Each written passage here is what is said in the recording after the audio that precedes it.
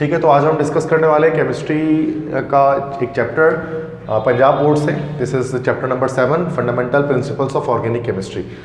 तो सिंध बोर्ड से हमने इस चैप्टर को कवर कर लिया है, इसी चैप्टर को फेडरल बोर्ड से भी कवर कर लिया और अब पीटीबी से पंजाब टेक्स्ट बुक बोर्ड से हम इसको जो है वो कवर करने वाले हैं। ठीक है, और कोशिश करूँगा कोई नई चीज़ अगर इसके अंदर ऐसी चीज़ आती है जो सिंध बोर्ड में नहीं और फेडरल में नहीं है ना, उसको हम ज़्यादा डिस्कस करें, और जो चीज़ पढ़ी हुई है उसको हम इतना डिस्कस ना करें। ठीक है, ताकि हमारे टाइम वेस्ट ना हो। तो जैसे सोर्सेज ऑफ ऑर्गेनिक कंपाउंड के सोर्स फेडरल बोर्ड में भी यही चैप्टर यहीं से स्टार्ट होता था, सोर्सेज से स्टार्ट होता था। तो 3 सोर्सेज हैं, सेम वही आप जानते हैं, कोल है, नेचुरल गैस है, पेट्रोलियम है। कोल ऑर्गेनिक कंपाउंड्स का एक बड़ा सोर्स होता है। और कोल कैसे बनता है?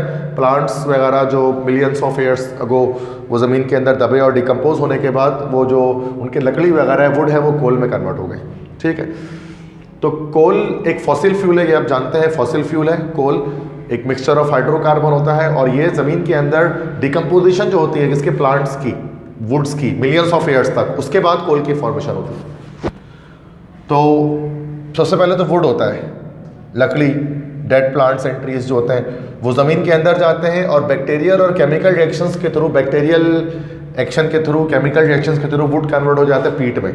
और यह पीट हमारे पास कहलाता है, this is actually the first stage of coal. First stage आता है कोल का ये। फिर पीट हाई टेम्परेचर और हाई प्रेशर पे कन्वर्ट हो जाते हैं किसमें, लिग्नाइट में। Lignite is the second stage of coal. फिर लिग्नाइट पे और प्रेशर लगती है तो वो कन्वर्ट किस में हो जाता है, बिटुमिनस कोल में। बिटुमिनस कोल जिसको हम मीडियम ग्रेड कोल कहते हैं, सॉफ्ट कोल कहते हैं। इसी बिटुमिनस कोल में और प्रेशर लगने पर वो final last stage of coal पे पहुंचता है जो क्या कहलाता है, एंथ्रेसाइट। तो ये आपको ये पाथवे याद रखना है कि सबसे पहले वुड है, लकड़ी ज़मीन के अंदर गई, पहले बना वो पीट, पीट के बाद बना लिग्नाइट, लिग्नाइट के बाद बना बिटुमिनस कोल और फाइनली वो जाकर क्या बना, एंथ्रेसाइट। क्लियर है?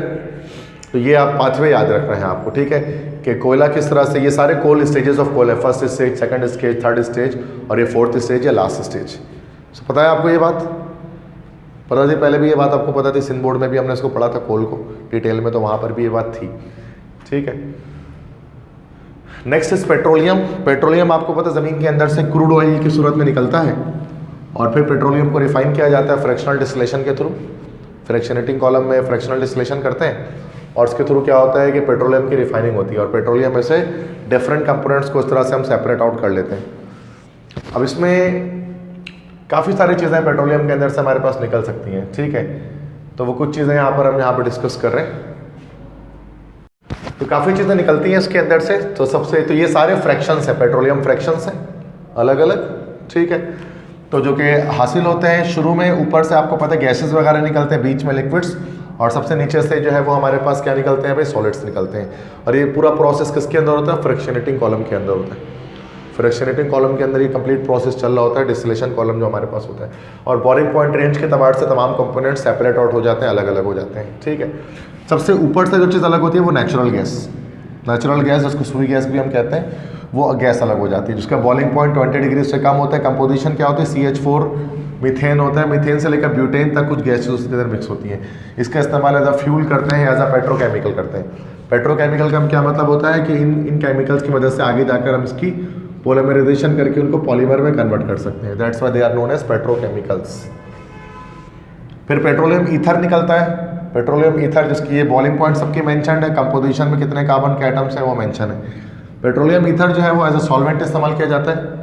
Ether as a solvent use करते हैं, जैसे वुड्स रिएक्शन जो आप करते हैं चैप्टर 7 में, उसके अंदर हम एज अ सॉल्वेंट इस्तेमाल करते हैं। नैप्था निकलता है। नैप्था भी सॉल्वेंट के तौर पर इस्तेमाल होता है। नैप्था को या नैप्थॉल को एज अ सॉल्वेंट इस्तेमाल करते हैं। गैसोलीन निकलता है। गैसोलीन अमेरिकन्स कहते हैं, इसी को ब्रिटिश कहते हैं क्या भाई, पेट्रोल। पेट्रोल इसी को ब्रिटिश कहते हैं। गैसोलीन हमें पता है लिक्विड है। ठीक है, तो इसमें ब्यूटेन से लेकर मतलब C13 तक के कार्बन होते हैं और मोस्टली इसके अंदर हेक्सेन, हेप्टेन, ऑक्टेन, मैंने आपको बताया था ये 3 चीज़ों का मिक्सचर होता है हमारे पास पेट्रोलियम, हेक्सेन, हेप्टेन, ऑक्टेन। ठीक है, C6H14, C7H16 और C8H18। तो मोस्टली इसके अंदर जो है ना वो मतलब हेक्सेन, हेप्टेन और ऑक्टेन मौजूद होता है पेट्रोल के अंदर, गैसोलीन के अंदर। इसको हम क्यों इस्तेमाल करते हैं, मोटर फ्यूल, बाइक चलाने के लिए, कार चलाने के लिए हम पेट्रोल को इस्तेमाल करते हैं। ठीक है, तो ये पेट्रोलियम भी असल में, पेट्रोल भी एक तरह से पेट्रोलियम का एक फ्रैक्शन है लिक्विड स्टेट में। सारे कंबस्टेबल है, सारे फ्लेमेबल है। कैरोसिन फिर निकलता है। कैरोसिन जिसको मिट्टी तेल कहते हैं उर्दू में हम, तो ये इसकी ये बॉइलिंग पॉइंट होगी 175 से। अच्छा, आपको बॉइलिंग पॉइंट गैसोलीन की जैसे याद रख लेनी है। इस तरह कैरोसिन है 175 से 325 डिग्री सेंटीग्रेड, इसके बीच में इसकी बॉइलिंग पॉइंट रेंज होती है। और C8 से लेकर C14 से लेकर C14 तक कार्बन इसमें अल्केन्स होते हैं, स्ट्रेट चेन वाले। और ये भी हीटिंग फ्यूल होता है, हीट अप करने के लिए चीज़ों का एज अ फ्यूल इस्तेमाल कर सकते हैं। फिर उसके बाद गैस ऑयल होता है, गैस ऑयल। तो ये गैस ऑयल से मुराद यहाँ पर क्या हमारे पास है, जैसे डीजल है, तो डीजल निकल जाता है, डीजल को ट्रक वगैरह को चलाने के लिए इस्तेमाल करते हैं। इस तरह लुब्रिकेटिंग ऑयल्स हैं, ग्रीस है, विस्कस लिक्विड्स होते हैं, गाढ़े लिक्विड होते हैं, लुब्रिकेंट्स के तौर पर इस्तेमाल करते हैं। इंजन ऑयल होता है ना, मोटर ऑयल वगैरह जो डालते हैं, वो सब पेट्रोलियम से हासिल होते हैं। पैराफिन असल में क्या होता है, पैराफिन वैक्स इसको हम कहते हैं। ये वैक्स होता है, तो वैक्स प्रोडक्ट्स को बनाने के लिए, मोमबत्ती वगैरह बनाने के लिए इस्तेमाल करते हैं। और सबसे नीचे से निकलता है एस्फाल्ट या पेट्रोलियम कोक जिसको हम कहते हैं, जिसको उर्दू में हम बोलते हैं डामर। ये डामर क्या होता है, रोड वगैरह बनाने के लिए आपने देखो ना, क्रश के साथ डामर मिलाकर रोलर चढ़ा देते हैं तो रोड बन जाता है। तो roofing, paving, fuel reducing agent, मतलब पेवमेंट्स को बनाने के लिए, रास्ते बनाने के लिए, रोड्स बनाने के लिए हम इस्तेमाल करते हैं। और बहुत सारे होते हैं। These are the most famous petroleum fractions according to Punjab text board. ये सब चीज़ें हमारे पास निकलती है। सिंध बोर्ड में भी यही सब हम पढ़ते हैं कि यही सब चीज़ें निकल रही होती हैं। मतलब गैसोलीन निकल रहा है, नैप्था निकल रहा है, नेचुरल गैस निकल रही है, kerosene, diesel, lubricants, paraffin, wax, asphalt, ये सब चीज़ें। और इनके बॉइलिंग पॉइंट रेंज, इनकी कंपोजिशन है। बस में आ गई, ठीक है। तो इससे पहले भी मैंने आपको इसके स्लाइड सेंड कर दिए थे पिछले चैप्टर के ऑर्गेनिक वाले, तो ये भी मैं आपको कर दूंगा ताकि आप घर जाकर भी इसको इजीली देख सको, ठीक है। तो अगर आप यहाँ पर इनकेस अगर नहीं लिखते हैं चीज़ों को, तो फिर आप घर पे लाजमी उसको देखकर अपने तौर पर लिख लिया करें। नहीं भी लिखा करें, प्रिंट आउट निकाल लें, आपकी मर्जी है। या फिर आप इसको उसके मेन पॉइंट्स कॉपी पे लिख दिया नोटबुक बना के, कि आपके ऊपर है। घर पर जाकर आप इजीली ये काम, जितना वक्त मिले आप ये सब किया करते रहें, ठीक है। भले मैं यहाँ पर 1 घंटा 2 घंटा पढ़ा रहा हूँ, बट घर पर आप भले 4-5 घंटे लगाकर आप इनको मतलब रीड लिखते रहें, समझते रहें, पढ़ते रहें, जो भी करते रहें अपने तौर पर। और घर पे जो पढ़ा हुआ आपका होगा ना, वही आपके पेपर में काम आएगा। कोचिंग में पढ़ा हुआ कोई काम नहीं आता, वो तो मैं पढ़ा दिया, घर जाकर भूल जाओगे, क्या कर लोगे, कुछ नहीं हो पाएगा। घर पे जब तक रिव्यू नहीं करोगे, माइंड में नहीं डालोगे, फ़ायदा कुछ नहीं, ठीक है। समझ में आएगी बात। तो ये पेट्रोलियम क्लियर है, पेट्रोलियम। तो नेचुरल गैस के बारे में नहीं बता रहा, नेचुरल गैस सेम वही है, मिक्सचर ऑफ हाइड्रोकार्बन। कोई नई बात इसमें एक पंजाब बोर्ड में नहीं की गई थी। उसके बाद क्रैकिंग। क्रैकिंग का क्या पढ़ा था, क्रैकिंग मतलब तोड़ना। चूँकि आपको पता है कि जब पेट्रोलियम के फ्रैक्शन डिस्टिलेशन करते हैं तो उसमें हमें सिर्फ और सिर्फ 20% गैसोलीन मिलता है बस, जबकि दुनिया गैसोलीन के पीछे ही पागल है। दुनिया को चाहिए पेट्रोल, और किसी चीज़ का मतलब नहीं है। दुनिया को चाहिए सस्ते रेट पे पेट्रोल मिलना चाहिए उनको बस, ठीक है। बाकी सब चीज़ें सह डीजल नहीं मिले, CNG नहीं मिले, पेट्रोल बस मिले, ठीक है। तो पेट्रोल सबसे ज़्यादा पूरी दुनिया की नीड है, गैसोलीन पूरी दुनिया की नीड है, और निकलता वो सिर्फ 20% है क्रूड ऑयल में से। बाकी 80% डिफरेंट और फ्रैक्शंस हासिल होते हैं। तो और उसमें से बहुत सारे हैवी फ्रैक्शंस हैं जो इतने ज़्यादा यूजेबल नहीं होते, इतने इस्तेमाल वाले नहीं होते।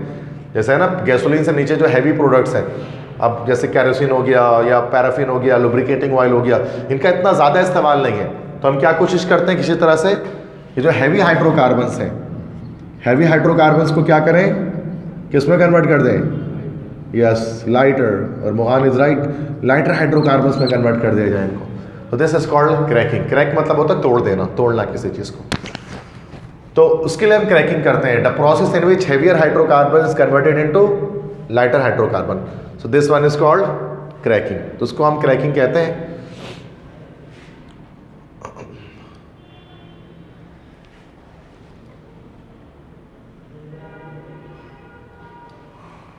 अब यहाँ पर क्रैकिंग 3 तरह से की जाती है। पंजाब बोर्ड में क्या है कि एक्स्ट्रा चीज़ ये है कि अब आपको क्रैकिंग की टाइप्स कितनी तरह के होते हैं, टाइप्स ऑफ क्रैकिंग, ये देखना पड़ेगा आपको। Types of cracking Sindh board में हम कहते हैं कि बस क्रैकिंग हो जाती है। इसमें क्या 3 तरह से होती है, thermal cracking, catalytic cracking, steam cracking. Types of cracking हुए। थर्मल क्रैकिंग जो नॉर्मली जो हम सिंध बोर्ड में पढ़ते हैं, सेम वही, मतलब C4H10 लिया आपने, और in the absence of oxygen आप क्या करेंगे, इसको हीट करेंगे। तो ये C4H10 ब्रेक हो जाएगा अपने कंस्टिट्यूएंट्स में, तो एक अल्केन बनता है, एक अल्कीन बनता है। ये क्या बनेगा, C2H6 इथेन, और क्या बन जाएगा, C2H4 इथीन, ठीक है। ये थर्मल क्रैकिंग है। Why, because you are actually providing thermal energy, you are providing heat to the hydrocarbon to convert it into heavier into lighter hydrocarbon, ठीक है। कैटालिटिक क्रैकिंग में क्या होता है, we need a catalyst. Catalyst की presence में ऐसा होता है। और इसमें कैटलिस्ट क्या होता है, मिक्सचर यूज होता है दो चीज़ों का, सिलिका और alumina, silica SiO2, alumina Al2O3, इनका एक मिक्सचर यूज होता है और इसके थ्रू हम क्या कर रहे होते हैं, ये क्रैकिंग कर रहे होते हैं, काम सेम करेगा।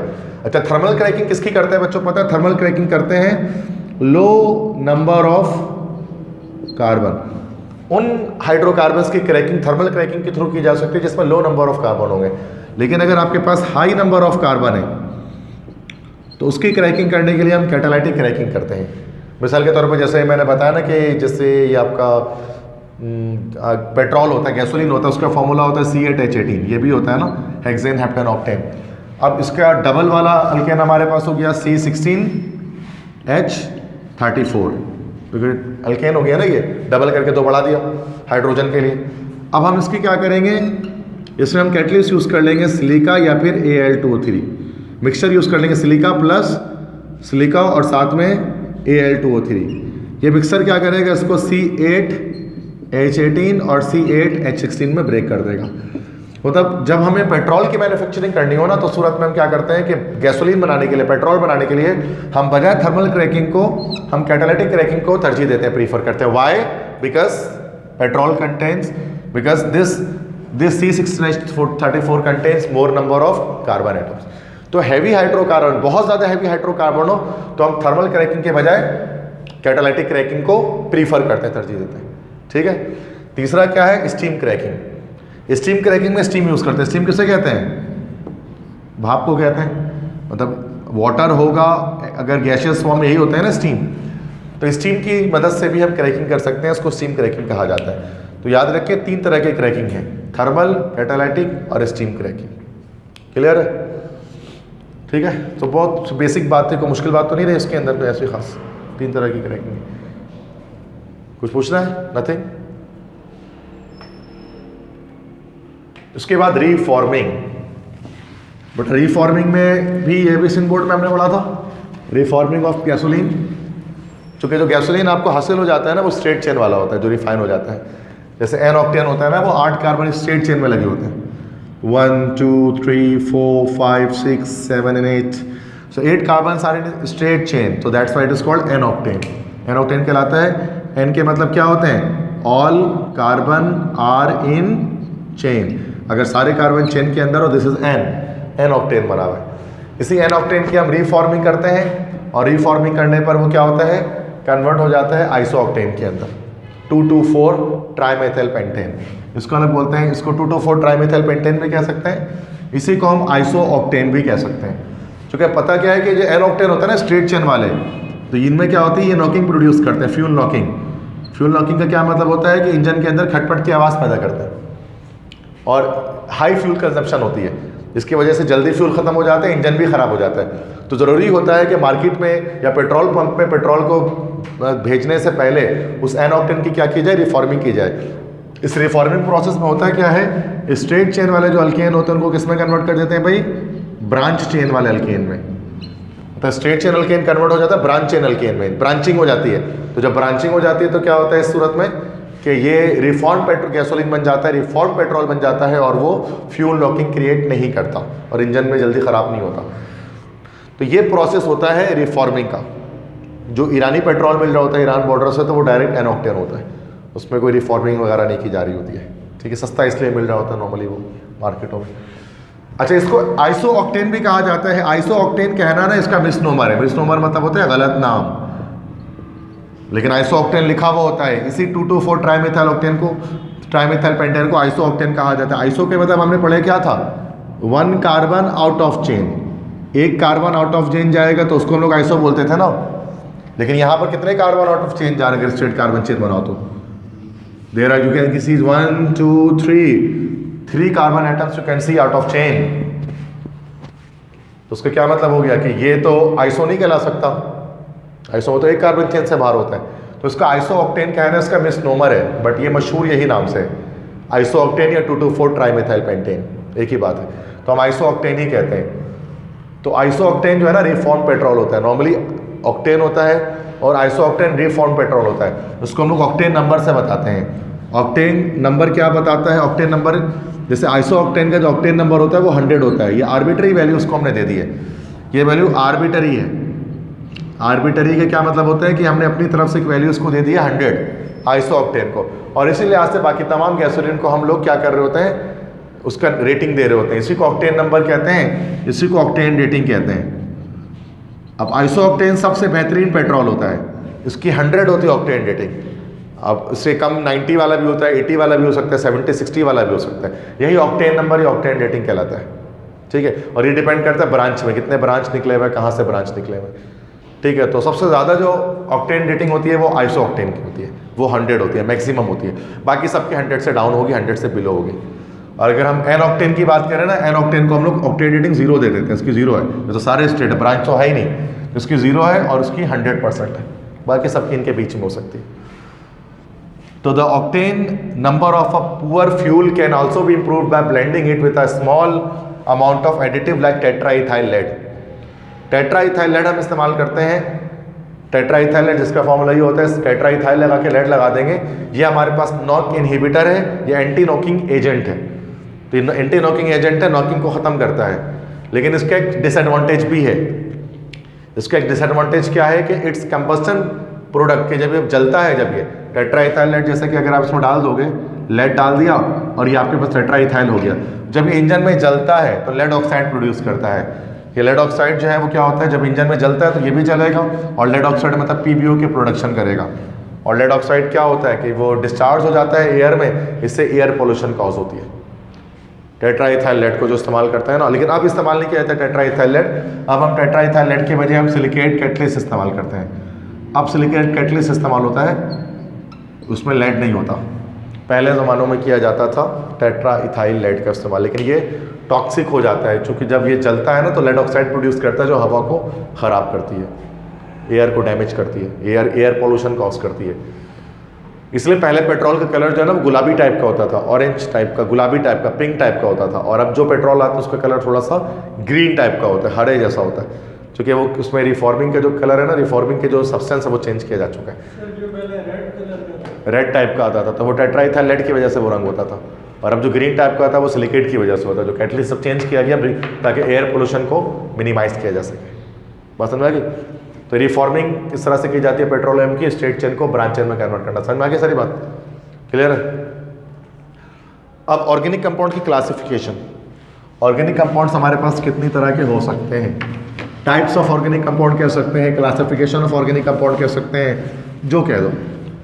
तो ऑर्गेनिक कंपाउंड असल में दो तरह के हैं, ओपन चेन और क्लोज चेन, साइक्लिक और असाइक्लिक। अगर ओपन चेन होंगे तो उसमें दो तरह से होते हैं, स्ट्रेट चेन हो सकते हैं, स्ट्रेट चेन से हमारा सारे चेन स्ट्रेट इस तरह से आगे, और ब्रांच भी हो सकते हैं इस तरह से।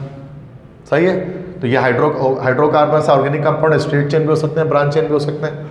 और साइक्लिक की बात करेंगे, साइक्लिक से मुराद क्या होगी कि जब कार्बन जो है ना, कार्बन एटम साइकिल में लगे हो, क्लोज चेन में लगे हो। ओपन चेन ये है और ये क्लोज चेन है। साइक्लिक भी कह सकते हैं, इसे साइक्लिक को हम लोग क्या कह सकते हैं, क्लोज्ड चेन। ठीक है? अब साइक्लिक के अंदर दो हैं, होमोसाइक्लिक, हेट्रोसाइक्लिक। होमोसाइक्लिक का क्या मतलब होता है, कार्बोसाइक्लिक। ठीक है? Only carbon in ring. अगर रिंग के अंदर या ओनली कार्बन इन रिंग या साइकिल एक ही बात है।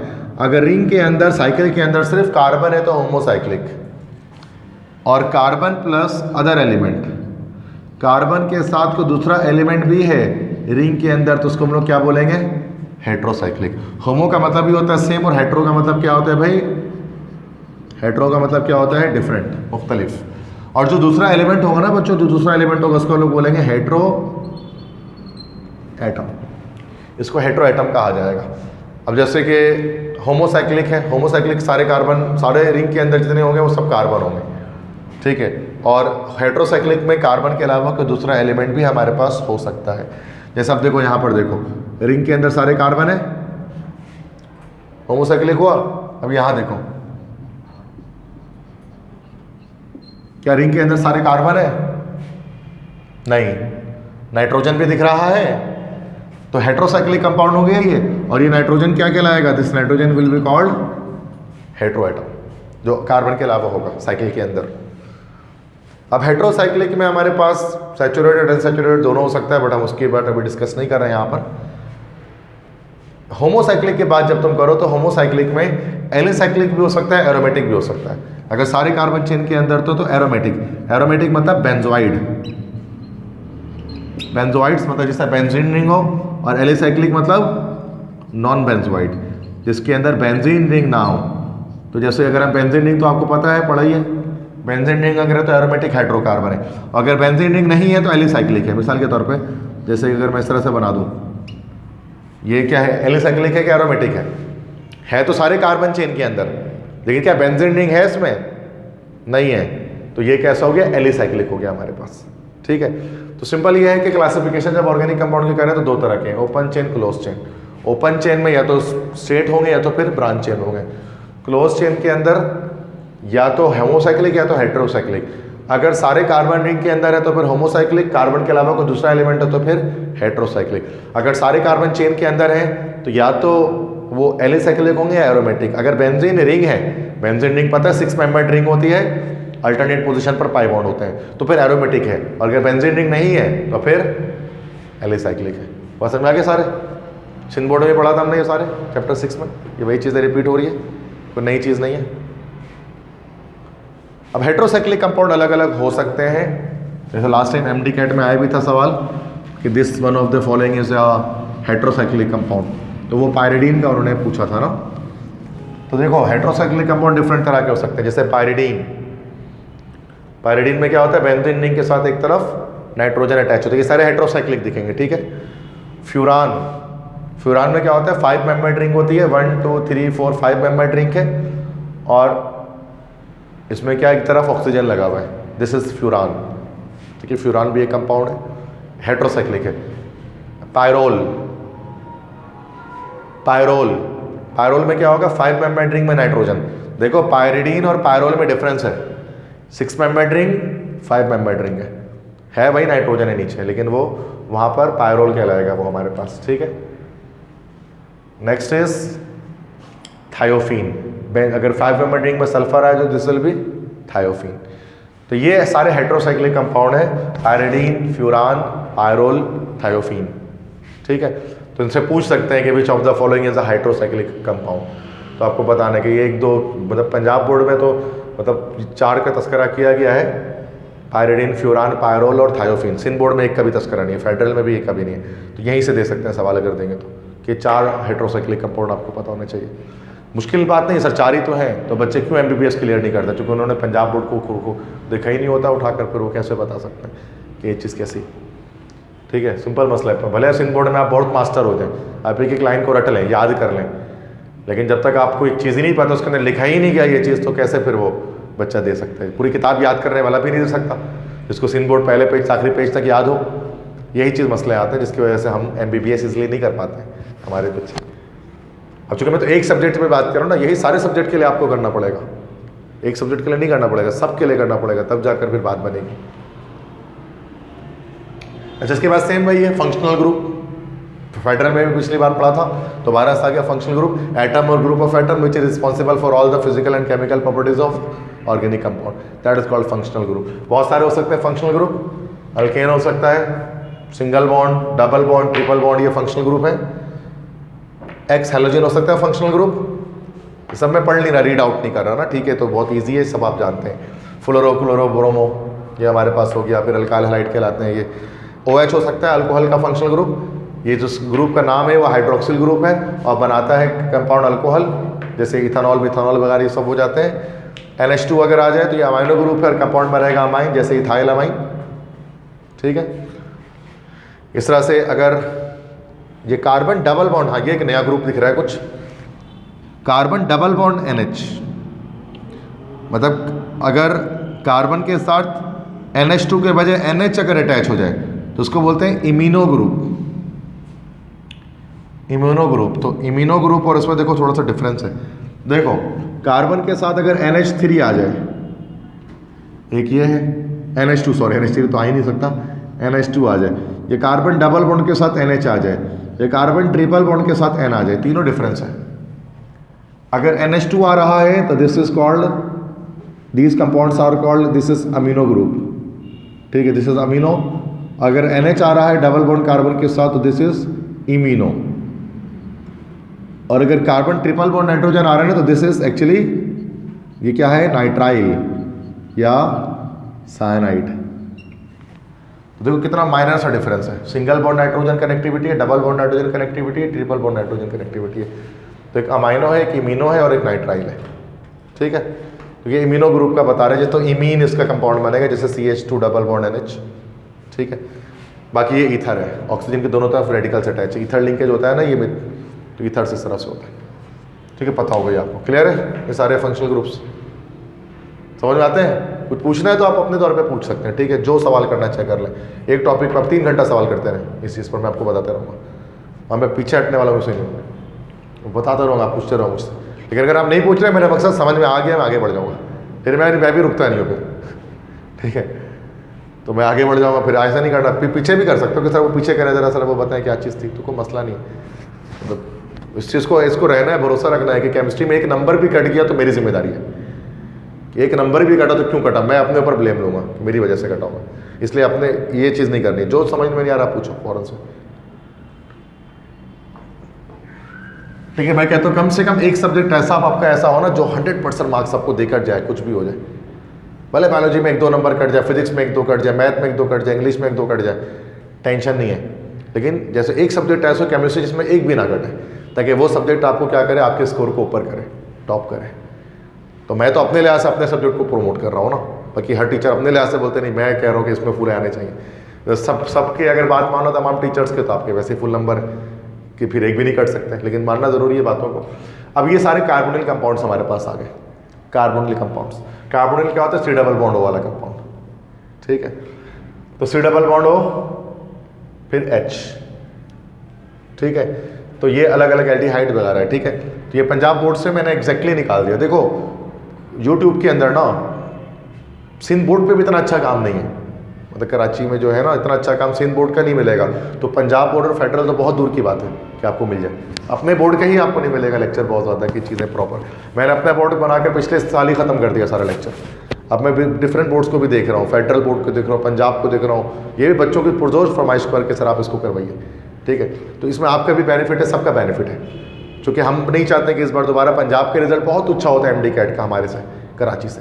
कराची का कहीं नामो निशान नहीं मिलता पंजाब के रिजल्ट के मुकाबले में, तो हम नहीं चाहते कि अगली बार हर बार ऐसा हो। कभी तो ऐसा हो कि सिंध का रिजल्ट भी पंजाब से अच्छा है और हम उनसे ज़्यादा MD कैट स्कोर लेकर आए या फिर नस्ट का स्कोर लेकर आए उनसे बेहतर। तो ये देखो सारे के सारे कार्बोनिल कंपाउंड्स हैं, सारे कार्बोनिल आ रहे हैं, C double bond C double bond C double bond, सारे कार्बोनिल आ रहे हैं। इसमें C डबल बॉन्ड के एक तरफ हाइड्रोजन आ गया, एल्डिहाइड हुआ, कार्बोनिल के एक तरफ रेडिकल आ गया, कीटोन हो गया, OH आ गया, कार्बोक्सिलिक एसिड X आ गया, एसिड हैलाइड NH2 आ गया, अमाइडो ग्रुप OR आ गया, एस्टर ग्रुप। ये सारे कार्बोनिल होते हैं। तो ये वाला ग्रुप फॉर्माइल है, ये कार्बोनाइल ग्रुप है, carboxyl, acid halide, acid amide, ester group, ये अलग अलग ग्रुप्स आ गए।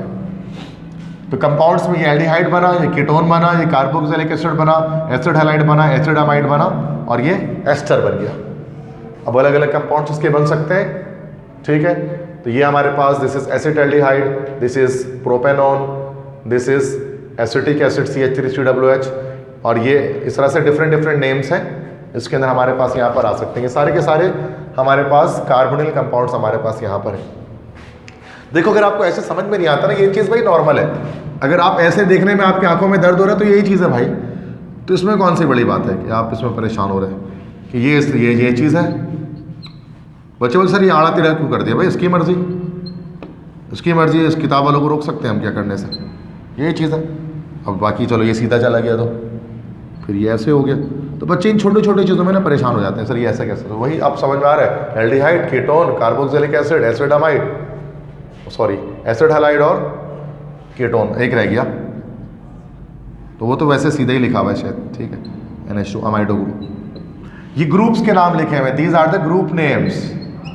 ये formyl, carbonyl, carboxyl, acid halide, acid amide, ester group. और ये कंपाउंड बन गया, अब इसके साथ ना कंपाउंड्स बन गए। RC double bond OH compound बन गया, RC डबल बॉन्ड OR चूंकि R लगा देंगे रेडिकल ना कंपाउंड बन जाएगा।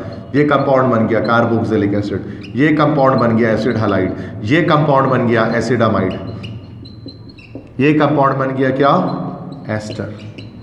बात समझ आ रही है? ठीक है, तो ये कंपाउंड्स बन गए, बात तो वही है।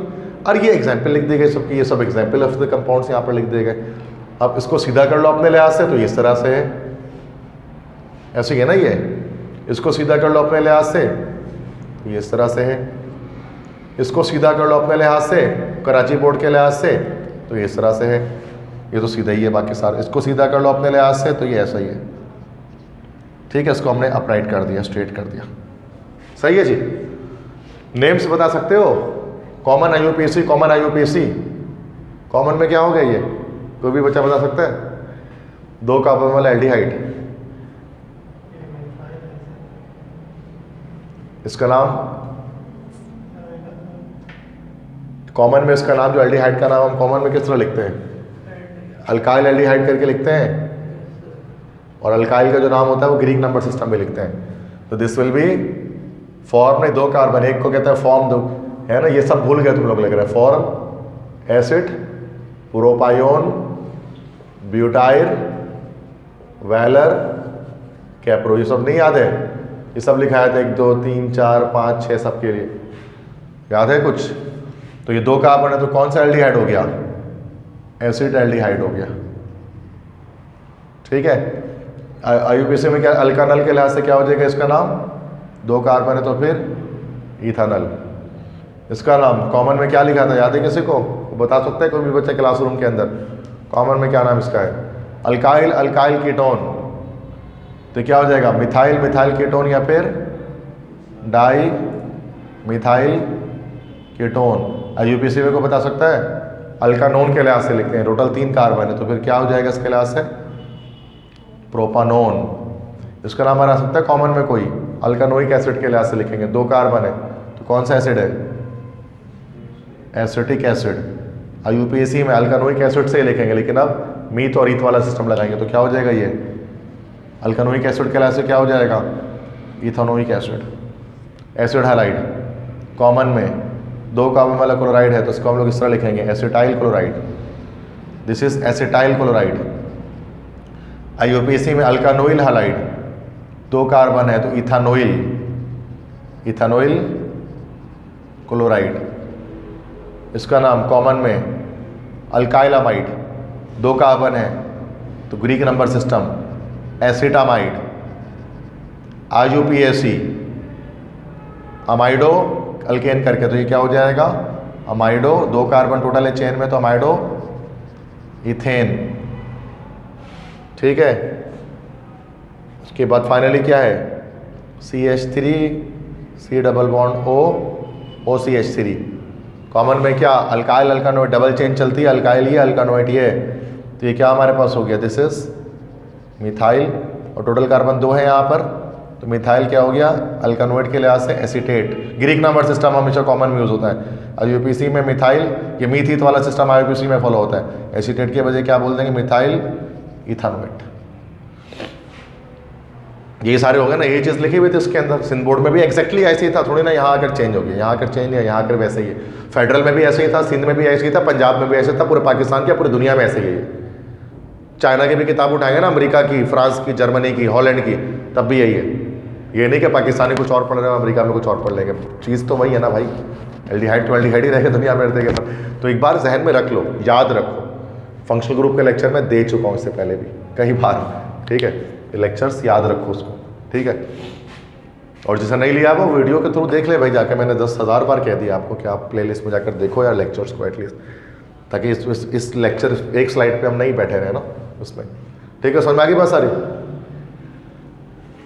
लास्ट उसके बाद जो फंक्शनल ग्रुप हमारे पास है इसमें SH, CN और ये NO2, ये बड़े बेसिक। अच्छा कार्बोनिल सारे खत्म हो गए ना, ये कार्बोनिल ग्रुप्स नहीं है सारे ही अब हमारे पास, ठीक है।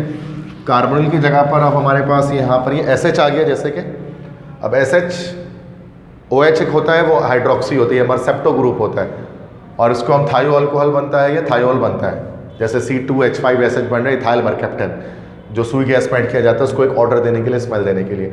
C ट्रिपल बॉन्ड N बताया था, साइनो ग्रुप है, ये अल्काइल साइनाइड बन जाएगा, जैसे 2 कार्बन इथाइल साइनाइड बन गया वो, ठीक है। NO2 ग्रुप ये नाइट्रो ग्रुप होता है, जैसे नाइट्रोमीथेन, नाइट्रोइथेन, ये सब कुछ इससे बन सकता है। तो फंक्शनल ग्रुप बहुत सारे होते हैं, ये सब फंक्शनल ग्रुप थे जो हमने पढ़ा। तो काफ़ी सारे फंक्शनल ग्रुप मैंने आपको यहाँ पर बता दिए, ठीक है, एटम्स और group of atoms which are responsible for all the physical and chemical properties of organic compound are called functional group. हमेशा क्या करते हैं, रेडिकल्स के साथ अटैच होते हैं वो। तो ये single bond, double bond, triple bond, halogens, hydroxy group, amino group, imino group, ether हो गया, ये एल्डिहाइड्स हो गए, कीटोन्स हो गए, कार्बोक्सिलिक एसिड हो गए, एसिड हैलाइड हो गए, अमाइडो ग्रुप हो गए, एस्टर हो गए, ये हमारे पास मर्सेप्टेंस हो गए, थायोअल्कोहल्स, ये साइनाइड्स हो गए, नाइट्राइल्स हो गए, यहाँ पर नाइट्रो ग्रुप आ गया हमारे पास। ये सब फंक्शनल ग्रुप है। ये आपको याद रखना है, चूंकि टेस्ट आपको देना है, मुझे नहीं देना है। मैं दूंगा तो मुझे तो हम पता है फुल नंबर लेके आ ही जाऊँगा उठा के। मैं आपको फुल नंबर लाना है ताकि आपके MBBS में या नस्ट में हो सके। मैं तो ले ही आऊँगा ना, मुझे नहीं देना है, मुझे याद है तो क्या करना है। मैं तो परेशान हो चुका हूँ बच्चों को बता के बच्चे याद ही नहीं करते इसको। याद कर ले तमाम फंक्शनल ग्रुप को, उनकी नेमिंग्स को अच्छी तरह से, वरना ऑर्गेनिक की रीढ़ की हड्डी है, बैकबोन है, यही नहीं पता तो पूरी ऑर्गेनिक में कुछ नहीं पता। ऑर्गेनिक केमिस्ट्री क्या है, क्या भला है, जिंदगी भर एक राज बने रहेगा ये आपके लिए और कुछ नहीं रहेगा। ग्रुप्स तो देखे ना कि पता लगे हाँ ये मर्सेप्टेन है सर, ये साइनाइड है सर, ये नाइट्रो है, NO2, ठीक है। देखते साथ समझ में आना चाहिए। ये अपने माइंड की ट्रेनिंग करें आप इस तरह से। इसके बाद नेक्स्ट एक टॉपिक इसी चैप्टर के अंदर था, लेकिन ये सेकेंडरी चैप्टर 7 में है पंजाब बोर्ड में। ये है हाइब्रिडाइजेशन। सुना होगा आपने फर्स्ट टाइम इसका नाम, hybridization of orbitals and the shape of molecules. Hybridization किसे कहते हैं? What is hybridization? Hybridization is actually mixing of orbitals. Orbitals का मिक्स हो जाना, दिस इज कॉल्ड हाइब्रिडाइजेशन। क्यों मिक्स होते हैं ऑर्बिटल? अपनी बॉन्डिंग कैपेसिटी को बढ़ाने के लिए, ताकि बॉन्डिंग कैपेबिलिटी बढ़ जाए, बॉन्डिंग कैपेसिटी इंक्रीज हो जाए। जैसे अगर हम कार्बन की बात करें, कार्बन का एटॉमिक नंबर 6 होता है। इलेक्ट्रॉनिक कन्फिग्रेशन करनी आती है ना भाई सबको? इलेक्ट्रॉनिक कन्फिग्रेशन करनी आती है 1s2 2s2 2p करके। तो 1s2 2s2 2p2 ऐसे ही इलेक्ट्रॉनिक कन्फिग्रेशन होगी कार्बन की। 2p को हमने ब्रेक कर दिया, 2px 2py 2pz में 2 इलेक्ट्रॉन लगाने, होल्ड के लिहाज से एक एक करके अलग अलग लगा दिया। सही है। ये ग्राउंड स्टेट कन्फिग्रेशन है जो कि सब एटम्स अपने अपने स्टेट में मौजूद है। एक्साइटेड स्टेट में क्या होता है? इलेक्ट्रॉन जंप मारता है। अभी इस वक्त अगर आप देखोगे तो यहाँ पर 2px और 2py इन दोनों पर अनपेयर्ड इलेक्ट्रॉन्स मौजूद हैं, तो यहीं पर बॉन्डिंग हो सकती है। तो इस स्टेट में कार्बन आपको क्या दिख रहा है कि कार्बन कैसा दिख रहा है? कार्बन कैसा है भाई? डाइवैलेंट है। डाइवैलेंट से मुराद के carbon can make only how many bonds? Carbon can make only 2 bonds, but we all know, the whole world knows that carbon makes how many bonds? 4 bonds. So how carbon will make 4 bonds? जबकि उसके पास unpaired electron ही 2 है सिर्फ। तो 4 bond कैसे बना सकता है? Hybridisation के थ्रू बना सकता है। अब होगी इलेक्ट्रॉन की जंपिंग। 2s एक इलेक्ट्रॉन क्या करेगा? जंप मारेगा कहाँ पर? 2py पर। तो ये 2s1 2px1 2py1 2pz1 हो गया। तो अभी 1 2 3 4 ऑर्बिटल्स आ गए अनपेयर्ड जिसमें इलेक्ट्रॉन्स हैं। तो अब टेट्रावैलेंट हो गया कार्बन।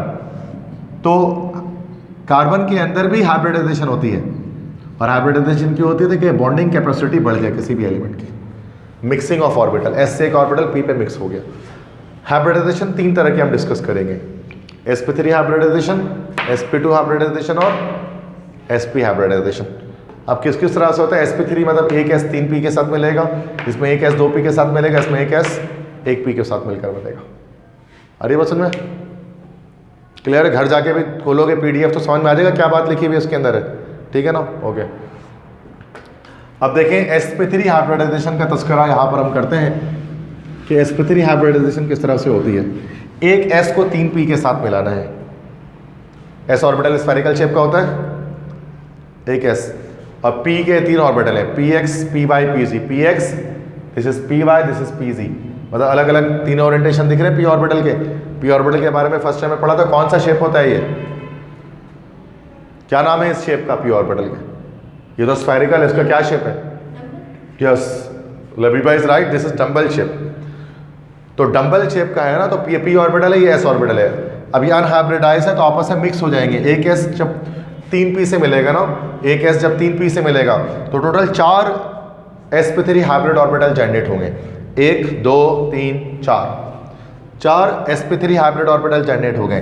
ये एक sp3 हाइब्रिड ऑर्बिटल, ये दूसरा sp3 हाइब्रिड ऑर्बिटल, ये तीसरा sp3 हाइब्रिड ऑर्बिटल, ये चौथा sp3 हाइब्रिड ऑर्बिटल।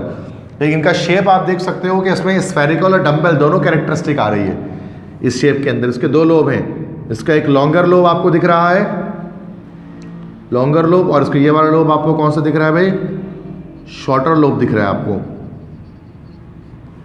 ठीक है, लॉन्गर लोब और शॉर्टर लोब दिख रहा है। और उसमें से एस, और हर एक sp3 हाइब्रिड ऑर्बिटल में चूंकि एक एस और 3 पी मिला तो 25% एस कैरेक्टर है और 75% पी कैरेक्टर हर एक ऑर्बिटल के अंदर इसके अंदर आ रहा है, ठीक है।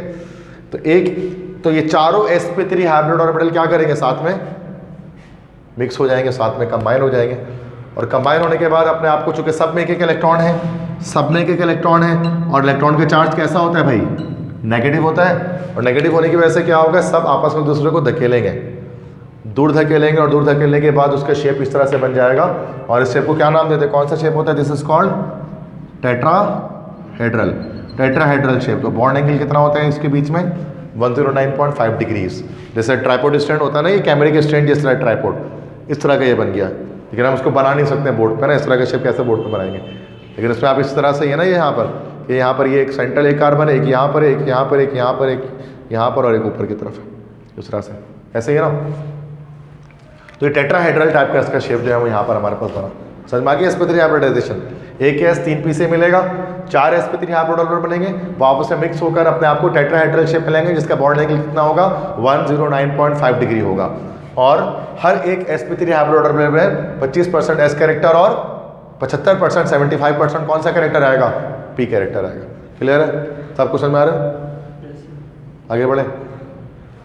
तो ये एक sp3 हाइब्रिडाइजेशन, जैसे कि हम देखते हैं यहाँ पर, इसमें इथेन के अंदर देख लेते हैं। इथेन में कैसा होता है, 2 sp3 हाइब्रिड ऑर्बिटल इस तरह मिलते हैं, एक इधर से आया, एक इधर से आया, दोनों सिग्मा बॉन्ड के थ्रू जुड़ गए, तो इस तरफ 3 हाइड्रोजन, इस तरफ 3 हाइड्रोजन जुड़ जाता है। बनाया था इसको हमने, इथेन का स्ट्रक्चर। तो इसमें sp3 हाइब्रिडाइजेशन होती है इथेन के अंदर, क्योंकि जब भी सिंगल बॉन्ड बनता है तो sp3 हाइब्रिडाइजेशन होती है, और इथेन के अंदर क्या होता है कि कार्बन कार्बन के बीच में सिंगल बॉन्ड होता है, ठीक है। बाकी बनाना नहीं है एप्टीट्यूड टेस्ट के अंदर, आपको बस बताना होता है, ठीक है। अब sp2 में देख लो, sp2 में क्या होगा, एक s जो है वो किसके साथ मिलेगा, 2 p ऑर्बिटल के साथ मिलेगा, तो sp2 हाइब्रिडाइजेशन होगी, एक s 2 p के साथ मिल रहा है, टोटल कितने ऑर्बिटल जनरेट हो गए, टोटल 3 ऑर्बिटल जनरेट हो जाएंगे, और तीनों sp2 हैं, और तीनों अपने आप को अरेंज कर लेंगे, इस तरह के शेप में आ जाएंगे, और ये शेप कौन सा शेप कहलाता है, 120 डिग्री बॉन्ड एंगल जिसमें होती है, क्या नाम है इस शेप का,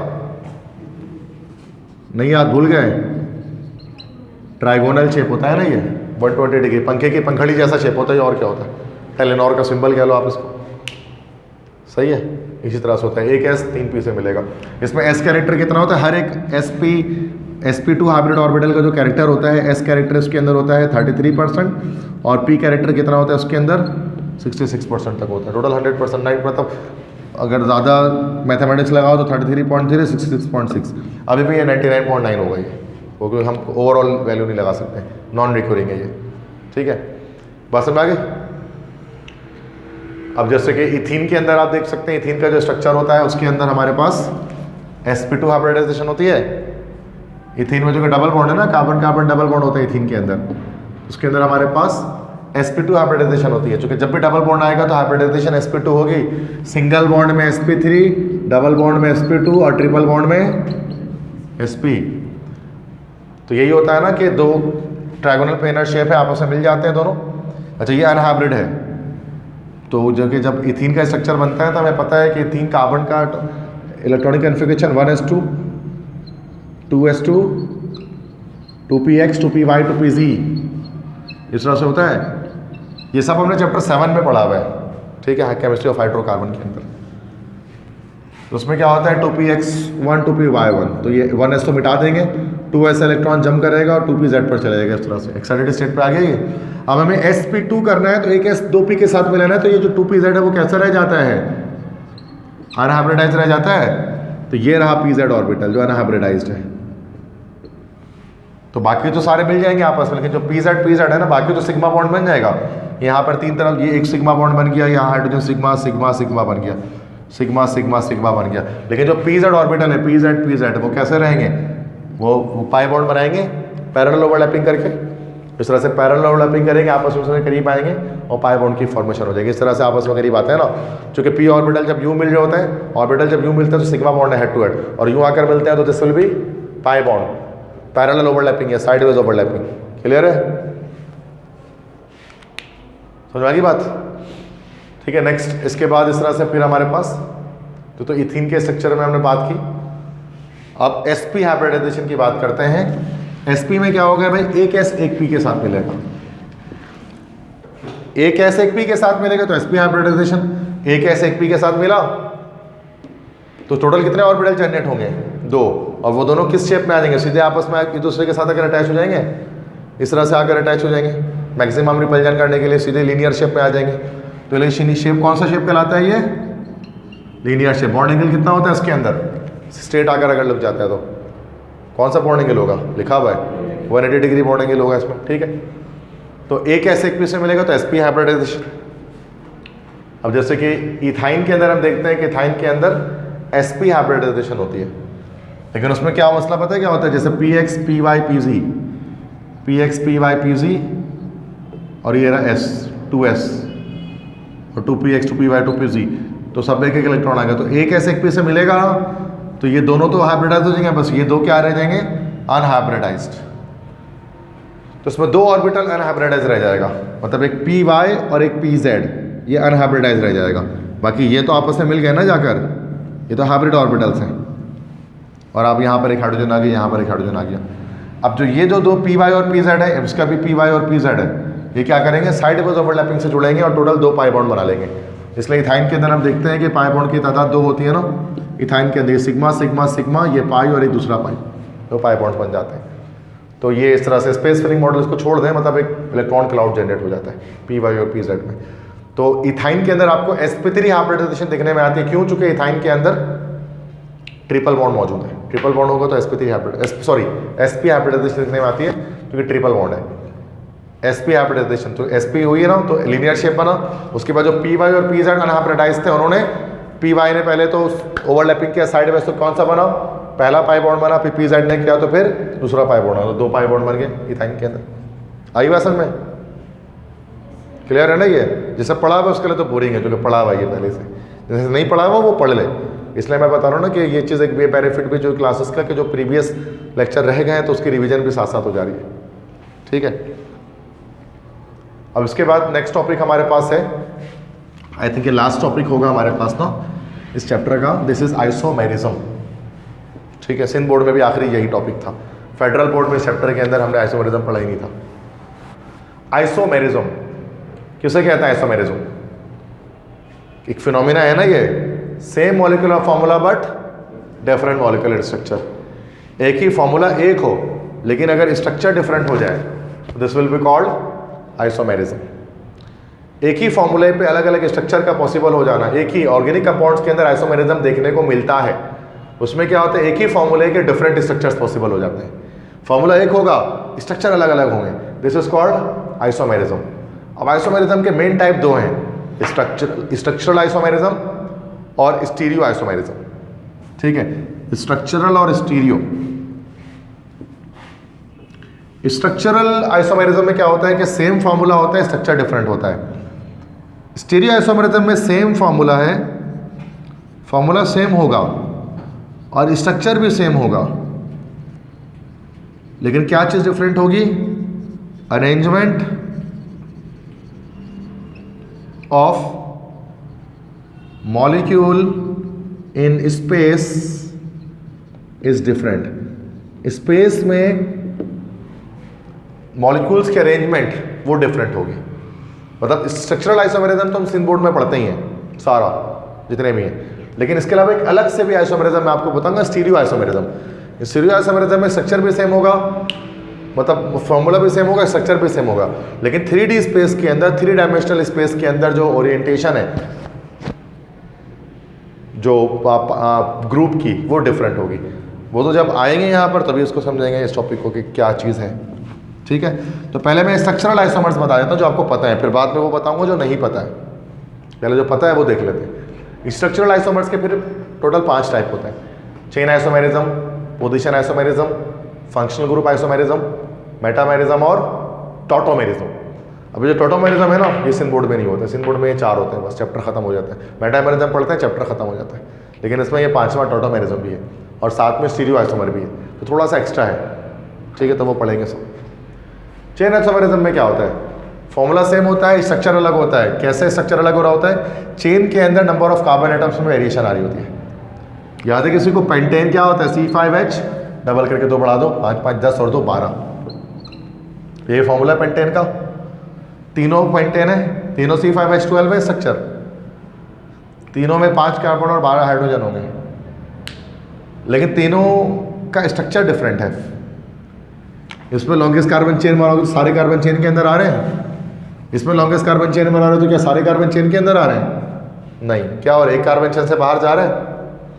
और यहाँ से लॉन्गेस्ट कार्बन चेन बनाओगे तो क्या सारे कार्बन चेन के अंदर आ रहे हैं? नहीं। कितने कार्बन चेन से बाहर जा रहे हैं? 2 कार्बन। सारे कार्बन चेन में तो कौन सा पेंटेन है? ये N पेंटेन। इसमें एक कार्बन चेन से बाहर तो कौन सा पेंटेन? आइसोपेंटेन। इसमें 2 कार्बन चेन से बाहर तो कौन सा पेंटेन? नियोपेंटेन। तो N पेंटेन, आइसोपेंटेन, नियोपेंटेन, ये तीनों क्या है आपस में? चेन आइसोमर्स है, चेन आइसोमर्स है। ठीक है। और इस तरह से एक चीज़ मैं पहले भी बताता था, दोबारा बताता हूँ, नंबर ऑफ पॉसिबल आइसोमर्स यहीं पर देख लेते हैं, क्योंकि आखिरी टॉपिक चल रहा है, थोड़ा डिटेल में डिस्कस करते हैं उसको। तो जैसे अच्छे खासे MCQs निकलते हैं एप्टीट्यूड टेस्ट के अंदर, नस्ट के लिए, डाओ वगैरह सबके टेस्ट के लिए। ठीक है। क्योंकि मैं इस चीज़ को आराम से पढ़ा रहा हूँ, उसका ये मतलब नहीं ये चीज़ बहुत आसान है। इसको अलग बात है कि आसान करना चाह रहा हूँ मैं, ये आसान है वह नहीं कि आप बोलो सर ये तो कुछ नहीं था सर, अब तो ऐसे हलवा करके पढ़ा रहे, कुछ है ही नहीं जैसे ये। तो मैं मेरा एटीट्यूड इस तरह का, मैं इस तरह से शो कर रहा हूँ कि यार कुछ नहीं है, लेकिन है तो ये भी बहुत कुछ, जिसको नहीं आती है चीज़ें। ठीक है। बट इसी तरह से आप समझे ना कि हावी नहीं करें सब्जेक्ट को अपने ऊपर, किसी भी सब्जेक्ट को अपने ऊपर हावी ना होने दें सब्जेक्ट को। सब्जेक्ट सारे ईजी होते हैं। ठीक है। कोई मसला नहीं होता। जैसे मैं यहाँ पर जब खड़ा हूँ तो आपको तो और कोई परेशान होने की ज़रूरत नहीं है यहाँ पर किसी भी सूरत में। चलो, तो नंबर ऑफ पॉसिबल आइसोमर यहाँ पर देखते हैं ज़रा। ठीक है। नंबर ऑफ पॉसिबल आइसोमर, कितने पॉसिबल आइसोमर्स हो सकते हैं? नंबर ऑफ पॉसिबल आइसोमर्स, तो जैसे कि पहला मीथेन, मीथेन के कितने आइसोमर पॉसिबल होंगे? Chain isomer. Number of possible chain isomers, methane के 3 पॉसिबल होंगे, एक ही पॉसिबल होगा, बस एक पॉसिबल होगा बस। इसी तरह आप बना सकते हैं उसको, और तो कोई बना नहीं सकते। और कोई तरीका है क्या इसको बनाने का? नहीं, सारे कार्बन चेन के अंदर ही आएगा, एक ही आइसोमर पॉसिबल होगा, एक ही स्ट्रक्चर पॉसिबल होगा। C2H6, इसके कितने आइसोमर पॉसिबल होंगे? इसका एक ही होगा, यस, क्योंकि 2 कार्बन जाएगा ना। अब इसको आप किसी भी तरह से चेन में डालोगे, दोनों कार्बन चेन में ही आएंगे, चेन से बाहर नहीं निकाल सकते, आइसो नहीं पॉसिबल कर सकते इसमें। C3H8, इसमें कितने आइसोमर पॉसिबल होंगे? एक ही होगा। क्या चेन से बाहर निकाल सकते हैं किसी भी कार्बन को? नहीं निकाल सकते ना, सारे कार्बन चेन में ही आएंगे। क्या कोई ऐसा स्ट्रक्चर पॉसिबल है 3 कार्बन के बाहर निकाल दो तुम चेन से? नहीं निकाल सकते हैं ना, पक्का सोच लो। अगर ऐसे लगा दो तो क्या बाहर निकल गया एक चेन से? नहीं निकला ना, चूंकि लॉन्गेस्ट कार्बन तो L शेप भी बन सकती है, चेन में ही आएंगे। ये नहीं बोल रहे कि सर ऐसे बना ले, तो बच्चे बोलते सर ऐसे बना लेंगे तो क्या हो जाएगा, तो वो बाहर नहीं निकला है, वो चेन के अंदर ही आ गया है। ठीक है। चेन जो है वो L शेप भी बन सकती है। C4H10, इसके कितने आइसोमर पॉसिबल होंगे? कितने स्ट्रक्चर पॉसिबल होंगे? इसके 2 पॉसिबल होंगे, N-ब्यूटेन, आइसोब्यूटेन, सॉरी आइसोब्यूटेन। इसमें हो सकता है ना भाई, पॉसिबिलिटी थी। ये N बना, ये आइसोब्यूटेन बना। पेंटेन का तो सामने मौजूद है, 5 मौजूद है। ठीक है। तो इस तरह से आपको नंबर ऑफ पॉसिबल आइसोमर्स आपको याद रखने हैं कि नंबर ऑफ पॉसिबल मीथेन के कितने, इथेन के कितने, प्रोपेन के कितने, ब्यूटेन के कितने और पेंटेन के कितने। पेंटेन के 3 है। सही है भाई। अच्छा, एक और चीज़ याद रखें कि चेन आइसोमर्स में कि अल्कीन्स नहीं, छोड़ दो, बाद में बल्कि बताऊंगा, अभी काम की चीज़ नहीं है। पोजीशन आइसोमर्स, पोजीशन आइसोमर्स क्या होते हैं भाई? पोजीशन आइसोमर्स में क्या होगा कि फॉर्मूला सेम रहेगा, स्ट्रक्चर अलग होगा। क्यों स्ट्रक्चर अलग हो जाएगा? चूंकि हम फंक्शनल ग्रुप की अटैचमेंट डिफरेंट कार्बन पर कर रहे होंगे। चेन को नहीं छेड़ेंगे, फंक्शनल ग्रुप के पोजीशन को छेड़ेंगे। जैसे क्लोरोप्रोपेन के 2 पोजीशन आइसोमर बन सकते हैं, 1 क्लोरोप्रोपेन, 2 क्लोरोप्रोपेन। दोनों में कार्बन चेन सेम है क्या? दोनों स्ट्रक्चर में कार्बन चेन सेम है? Both contains the same carbon chain, ठीक है। लेकिन इसमें क्या है, फर्स्ट कार्बन से कोलिन अटैच है, यहाँ पर सेकंड से अटैच है, तो चेन में छेड़छाड़ नहीं किया, चेन का तो वैसे ही रखा है, लेकिन जो पोजीशन है फंक्शनल ग्रुप की वो हम चेंज कर रहे हैं, कभी फर्स्ट पे लगा रहे हैं, कभी सेकंड पे लगा रहे हैं, तो दो पोजीशन आइसोमर ये पॉसिबल हो गए क्लोरोप्रोपेन के, ठीक है। अपनी तरफ से मैं कोई भी एग्जाम्पल नहीं डाल रहा, ये सारी मैंने जो बुक से ही निकाल कर मैं एग्जाम्पल आपको दिखा रहा हूँ, ठीक है। एग्जैक्टली घर पे अगर आपके पास PDF पड़ा हुआ है अगर आपके पास ना उसका, तो आप देख सकते हैं ये सारी वही चीज़ें, ताकि ये है ना कि रीड करने का तरीका मैं आपको दिखा रहा हूँ, रीड आउट करना चाहिए, किस तरह से रीड आउट करते हैं। ब्यूटीन के दो पोजीशन आइसोमर हो सकते हैं, क्योंकि मैंने आपको बताया कि जो डबल बॉन्ड है वो भी क्या है, फंक्शनल ग्रुप है, तो ब्यूटीन के दो आइसोमर पॉसिबल हो सकते हैं, 1 ब्यूटीन और 2 ब्यूटीन। डबल बॉन्ड की पोजीशन देखें, यहाँ पर फर्स्ट कार्बन पर है और वहाँ पे सेकंड कार्बन पर है, तो दो पॉसिबिलिटी है। अच्छा अगर यहाँ पर लगा दो तो 3 ब्यूटीन नहीं हो जाएगा, इसे देखो समझो ज़रा इसको, ये 1 ब्यूटीन कह रहे हैं, सॉरी इधर पे लगा देता हूँ, ये 1 ब्यूटीन कह रहे हैं, 2 ब्यूटीन कह रहे हैं, क्या ये 3 ब्यूटीन नहीं हो जाएगा? 1 नहीं होगा, तो यहाँ से 1 स्टार्ट करें, नंबर यहाँ से स्टार्ट हो जाएगी, तो 1 ही ब्यूटीन है। तो ये परेशान में हो जाएगा सर, बच्चों को दिमाग ये भी चलता है यहाँ तो यहाँ पे भी तो लग सकता था, तो यहाँ लगाएंगे तो नंबरिंग इधर से स्टार्ट हो जानी है, तो फिर बात हो जाएगी 1 ब्यूटीन हो जाना उसमें, ठीक है। अच्छा फंक्शनल ग्रुप आइसोमेरिज्म क्या चीज़ होगी इसके अंदर, हम इसमें पूरा का पूरा फंक्शनल ग्रुप चेंज कर देंगे, एक ही फॉर्मूले पे दो स्ट्रक्चर बनाएंगे, और दोनों चेंज क्यों हो रहे हैं, क्योंकि दोनों के अंदर फंक्शनल ग्रुप हम डिफरेंट अटैच कर रहे होंगे, फंक्शनल ग्रुप अलग अलग हो जा रहे होंगे। जैसे देखो C2H6O, ये दोनों C2H6O है, दोनों C2H6O है, लेकिन इसका स्ट्रक्चर अलग है, इसका स्ट्रक्चर अलग है, वजह है कि ऐसा फंक्शनल ग्रुप अलग डाल दिया गया। ये कंपाउंड आपको OR ग्रुप दिख रहे हैं यहाँ पे, ईथर ग्रुप होता है OR अल्कोक्सी, और ये कौन सा ग्रुप डाल दिया गया इसमें, अल्कोहल वाला ग्रुप डाल दिया गया, तो ये तो हमारा डाइमिथाइल ईथर बन गया, और ये क्या बन गया, इथाइल अल्कोहल। ये दोनों हमारे पास फंक्शनल ग्रुप आइसोमर्स हैं, क्योंकि दोनों के फॉर्मूले सेम है, स्ट्रक्चर अलग है, because of the attachment of different functional group. ये कॉमन नेम है, इसका कोई IUPAC ने बता सकता है मुझे, IUPAC नेम बता सकता है कोई इसका, मुझे थोड़ा हिंट दे देता, अल्कोक्सी अल्केन, अल्कोक्सी अल्केन, ये अल्कोक्सी अल्केन, ये अल्कोक्सी अल्केन, अभी भी नहीं बताओगे, अबे भाई ये एक कार्बन ये एक कार्बन है, ये हो गया मिथॉक्सी मीथेन, यही तो हिंट दे रहा था, और क्या, मिथॉक्सी मीथेन अल्कोक्सी अल्केन के लास्ट, इसका बताएगा तो मुझे IUPAC, इथाइल अल्कोहल का। अल्कानोल, इथानॉल हो गया, इतना सोचोगे यार, इथानॉल इतना बेसिक कंपाउंड है यार, इतना सोचोगे उसमें बैठ के, C2H5OH इथानॉल है, इसमें तो ऐसे ही रट्टा लगा होता है बच्चे को, 9 के बच्चे से पूछो तो बता देते इथानॉल है, इतनी कोई मुश्किल चीज़ थोड़ी ना, इथानॉल तो ईजी नाम है, इथानॉल मिथानॉल ये बेसिक कंपाउंड है। अच्छा मेटामेरिज्म, मेटामेरिज्म सिर्फ 2 कंपाउंड्स में एग्जिस्ट करती है भाई, metamerism is exhibited by only 2 compounds, एक ईथर्स, दूसरे कीटोन्स, बस। ईथर्स मतलब ROR और कीटोन्स के मतलब RC डबल बॉन्ड OR। अब यहाँ पर ये फंक्शनल ग्रुप ये रहा इसका, और यहाँ पर ये रहा फंक्शनल ग्रुप कार्बोनिल। अब दोनों तरफ जो रेडिकल्स की अटैचमेंट हुई है ना, उन रेडिकल्स की अटैचमेंट अनइक्वल अगर हो जाए तो फिर वो मेटामेरिज्म है, मतलब unequal distribution of alkyl radicals on both side of functional group. मतलब कैसे, अब यहाँ दोनों रेडिकल्स जो लगे ना, जैसे मिसाल के तौर पे अगर 2-2 कार्बन के लगे, 2 कार्बन यहाँ 2 कार्बन यहाँ, मैं एक नया स्ट्रक्चर बनाऊँ, 1 कार्बन यहाँ कर दूँ 3 कार्बन यहाँ कर दूँ, फॉर्मूला सेम रहेगा, ये है मेटामेरिज्म। जैसे यहाँ पर 2 कार्बन लगाओ, यहाँ 2 कार्बन लगाओ कीटोन में, टोटल 5 कार्बन हो जाएंगे, एक नया स्ट्रक्चर बनाओ, यहाँ 1 लगा दो, यहाँ 3 लगा दो, तो भी 5 टोटल कार्बन हो जाएंगे, तो दिस इज कॉल्ड मेटामेरिज्म। जैसे यहाँ देखो डाई इथाइल ईथर है, ये फॉर्मूला हो गया C4H10O, क्या ये भी C4H10O है, 4 कार्बन 10 हाइड्रोजन और 1 ऑक्सीजन, लेकिन स्ट्रक्चर अलग है, क्योंकि यहाँ पर फंक्शनल ग्रुप के दोनों तरफ 2-2 कार्बन अटैच किए गए, और यहाँ फंक्शनल ग्रुप के एक तरफ 3 और एक तरफ 1 अटैच कर दिया गया, तो ये आ गया आपका methyl propyl ether, methyl propyl ether यहाँ पर जो बना, और ये जो डाई थी एथाइल ईथर बना, ये मेटामर्स है।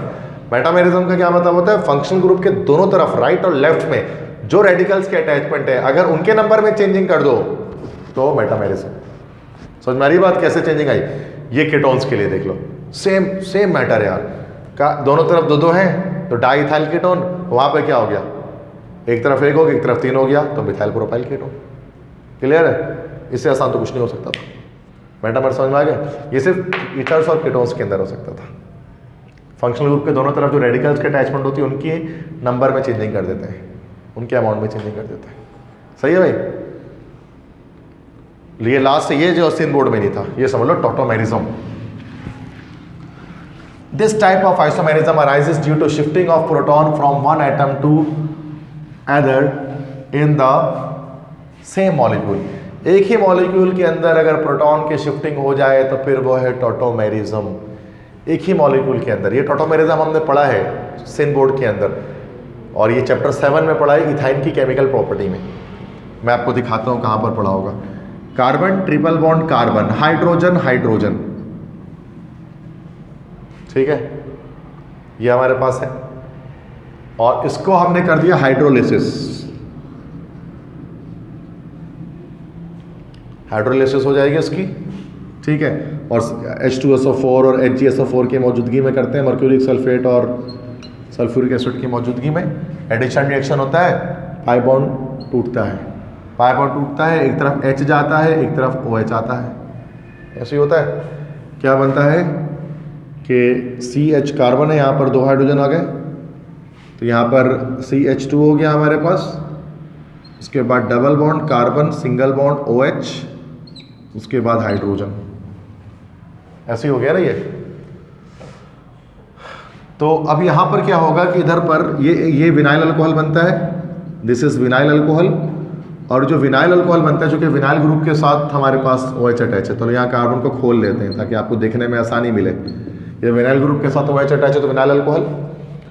अब विनाइल अल्कोहल कैसा होता है? अनस्टेबल होता है। अब यहाँ पर प्रोटॉन की शिफ्टिंग होती है। अब देखो टॉटोमेरिज्म किसे कहते हैं। इसके बाद टॉटोमेरिज्म होती है, और टॉटोमेरिज्म में क्या होता है? शिफ्टिंग ऑफ प्रोटॉन, प्रोटॉन की शिफ्टिंग। प्रोटॉन से मुराद यहाँ पर है H+। क्या H+ को हम प्रोटॉन कह सकते हैं? हाइड्रोजन के पास, हाइड्रोजन के एटम में एक प्रोटॉन एक इलेक्ट्रॉन होता है, अगर वो एक इलेक्ट्रॉन में निकल जाए तो क्या बच गया? एक प्रोटॉन ही बचा ना सिर्फ, तो H+ आइन प्रोटॉन भी कहला सकता है, देयर इज नो डिफरेंस। तो यहाँ पर क्या होता है कि जो ये जो हाइड्रोजन है H+, ये जाकर इस कार्बन में जोड़ते हैं और डबल बॉन्ड मूव कर जाता है यहाँ पर, तो ये बन जाता है CH3 carbon double bond oxygen और H, और ये हमारे पास एक एल्डिहाइड बन जाता है, acetaldehyde, yes, acetyl acid, acetaldehyde या इथेनॉल।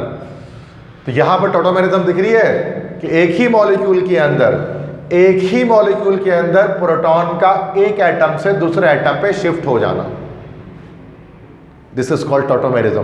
तो देखा जाए तो विनाइल अल्कोहल और एसिटाल्डिहाइड, क्या ये दोनों आइसोमर्स हैं? दोनों के फॉर्मूले सेम हैं? लिख लोगे तो पता लग जाएगा, मैं काउंट नहीं कर रहा कार्बन की तरह, हाइड्रोजन की तरह, लेकिन सेम ही होगा, क्योंकि तो हाइड्रोजन भी तो उठा के यहाँ डाला है। दोनों के फॉर्मूले सेम है बट स्ट्रक्चर अलग है। ये स्ट्रक्चर कैसे अलग हो गया? चूंकि प्रोटॉन शिफ्ट हो गया। यही दूसरी एग्जाम्पल यहाँ पर जो दिखा रहे हैं ना बच्चों, दूसरी एग्जाम्पल दिखा रहे हैं अमाइनो एसिड से। दूसरी एग्जाम्पल यहाँ पर अमाइनो एसिड से दिखाई जा रही है।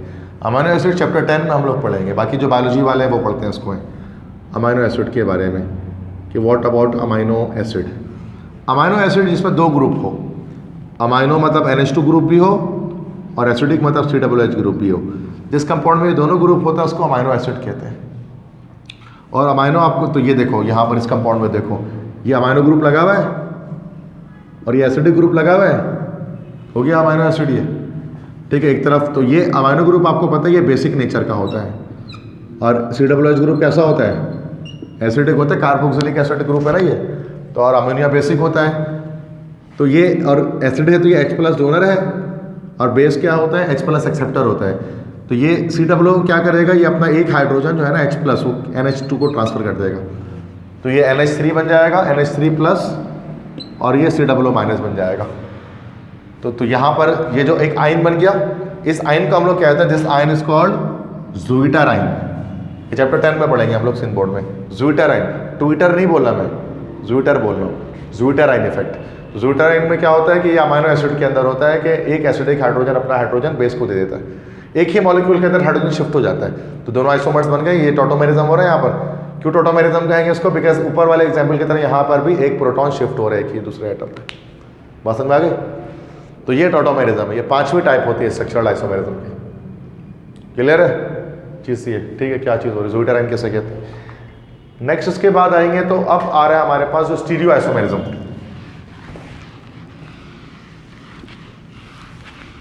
अब नेक्स्ट हमारे पास जो बच्चों आ रहे हैं ना वो है स्टीरियो आइसोमेरिज्म।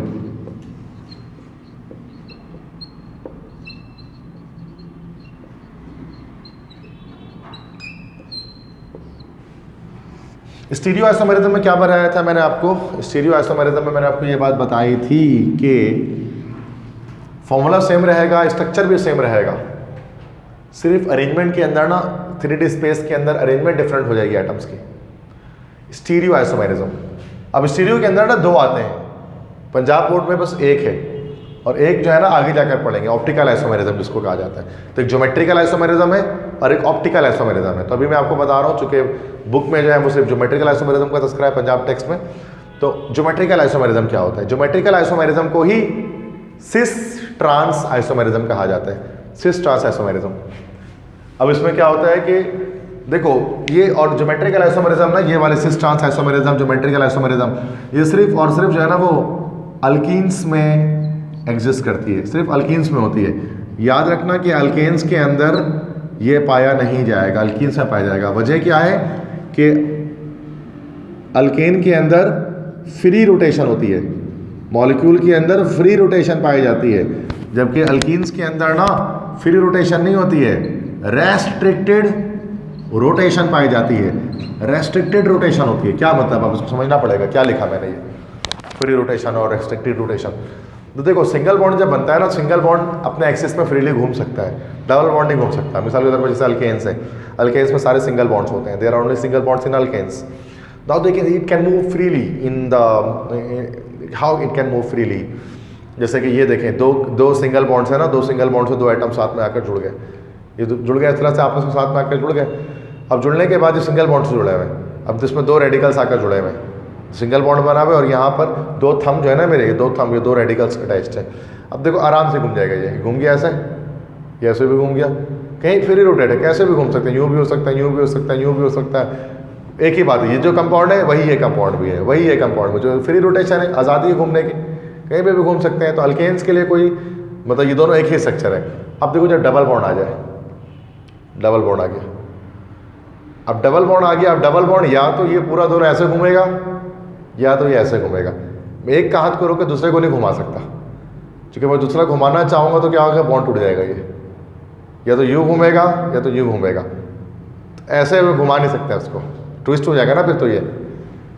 तो हाँ, अगर मैं कहूँ कि अगर मैं ऐसे बनाऊँ तो ये अब ये वो कंपाउंड नहीं है, ये अलग कंपाउंड है, समझ गए? जिसका ग्रुप इस तरह है, ये अलग कंपाउंड है, ये अलग कंपाउंड है। This is called cis, this is called trans, this is called cis, this is called trans.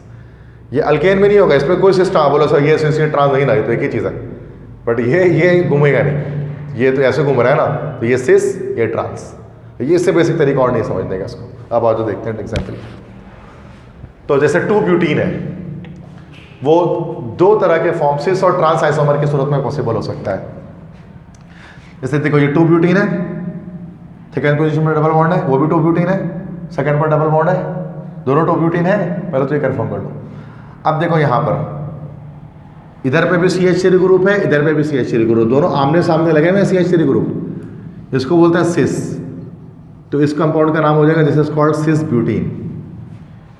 ये सिस ब्यूटीन है, या कह सकते हैं कि सिस 2 ब्यूटीन है। ये भी 2 ब्यूटीन है, एक CH3 एक किनारे पर, दूसरा CH3 दूसरे किनारे पर, इस तरह तो नहीं लगा हुआ ना, आमने सामने नहीं है, एक ऊपर है और एक नीचे लगा हुआ है। तो इसको हम लोग क्या बोलेंगे, ट्रांस 2 ब्यूटीन। ये भी दोनों आपस में आइसोमर्स एक दूसरे के, बट ये आइसोमर ये ज्योमेट्रिकल आइसोमर्स को कहते हैं, या फिर सिस ट्रांस आइसोमर्स को हम कहते हैं। एक सिस बन रहा है और एक ट्रांस बन रहा है। और एग्जाम्पल से इसको तुम समझो, जैसे यहां पर देखें अब ये कौन सा कंपाउंड हमारे पास बना? लॉन्गेस्ट कार्बन चेन ड्रॉ करते हैं।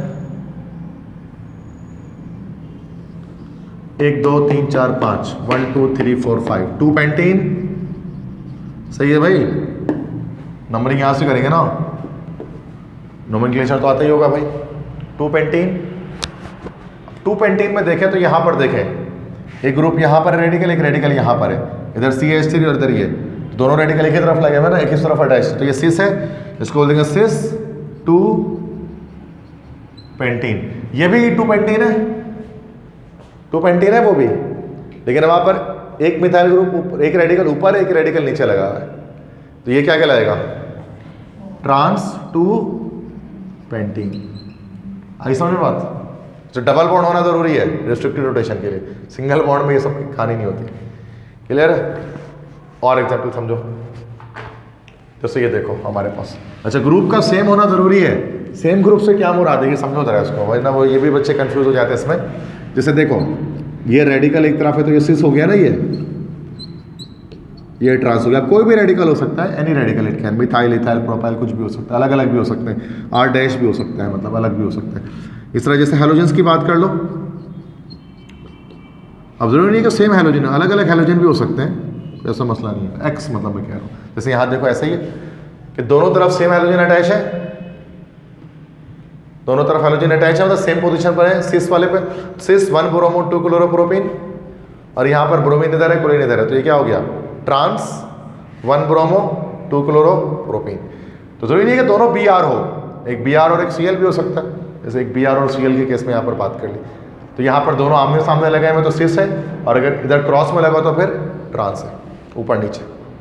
ठीक है, क्लियर है? तो ये यहाँ पर हमारा चैप्टर पंजाब बोर्ड का चैप्टर 7 तो जो था fundamental principles of organic chemistry खत्म हो गया।